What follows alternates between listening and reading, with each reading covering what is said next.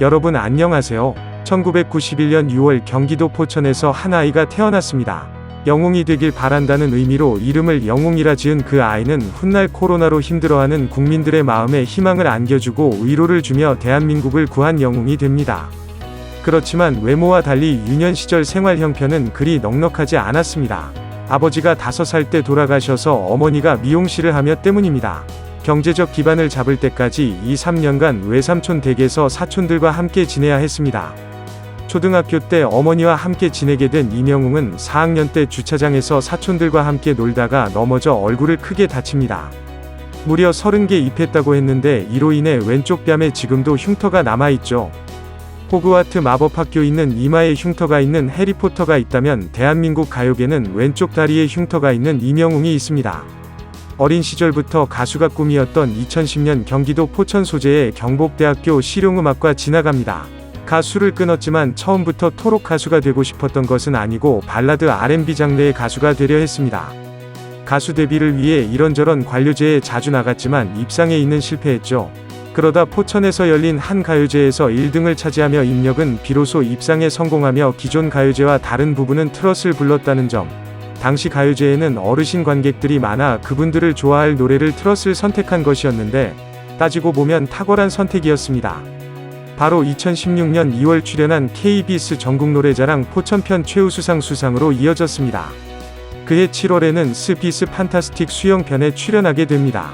당시 홍대 트로트 영웅으로 본인을 소개했던 그날 방송에서 장윤정에게 받은 것이 특히 깊었다고 회상했습니다.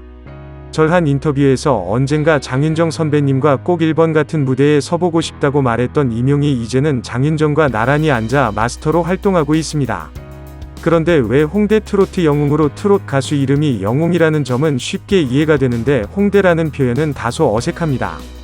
이미 꿈을 정통 트로트 가수로 정했지만 젊은 가수 에너지와 신선함이 함께 가져가길 원했던 이명은 한강이나 홍대에서 버스킹에 나섰습니다. 흔치 않은 트롯버스. 오늘날 대한민국을 대표하는 트로트 가수가 그 발판을 마련한 곳은 바로 10대 20대가 많이 오가는 홍대 거리에서 버스킹이었습니다. 버스킹은 이명 많은 것을 선사했습니다. 발라드 가수를 꿈꾸다 정통 트로트 가수로 전향한 그는 길거리에서 10대 20대와 함께 호흡을 하며 공감했고 당시 버스킹 관객들은 이명 노래에서 발라드와 트롯의 오묘한 조화를 발견합니다. 이명이 발라드를 불러도 틀어서 느낌이 나왔기 때문이었습니다. 임명은 시절 한 인터뷰에서 그때 발라드와 트로트의 조합이라는 의미로 발로트라고 표현을 했더니 반응이 좋았다. 발로툭하면 임용이라는 말을 듣고 싶다고 말했습니다. 길거리 버스킹으로 내공을 쌓고 발로투자는 절대 신공을 터득한 임용은 스피스 판타스틱 듀오를 통해 공중파에 등장했습니다. 유한 연예기획사에서 연락을 받은 임용문 2016년 8월 데뷔 앨범 미워요를 발표하며 정식 가수가 됩니다. 당시만 해도 신예 토록 가수는 곧 무명 같습니다. 그룹 가수 활동 영역이 너무 제한적이다.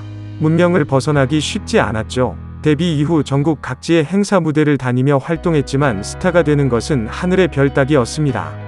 이걸 신고머시 중원디를 발표할 당시 임명은 대형라고 불릴 만큼 큰 기대를 받았고 몇몇 매체와 인터뷰도 했었습니다. 그럼에도 신인 트로트 가수의 무명을 벗어나는 길은 너무 험난했습니다. 1년 6개월의 무명 생활을 이어가던 이명이 다시 잡은 기회는 2017년 11월 KBS 아침마당 코너 도전 꿈의 무대 출연이었습니다.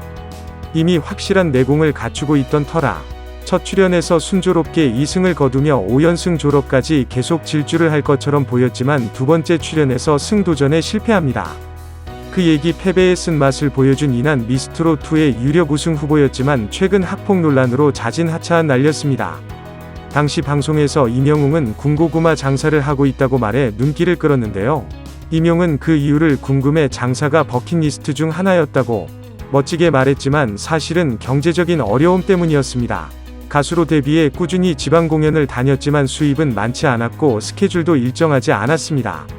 그래서 다시 길거리로 나가 군고구마 장사를 하며 내공을 쌓은 이명문 2018년 1월 KBS 아침마당 패자부활전에 다시 출연하게 됩니다.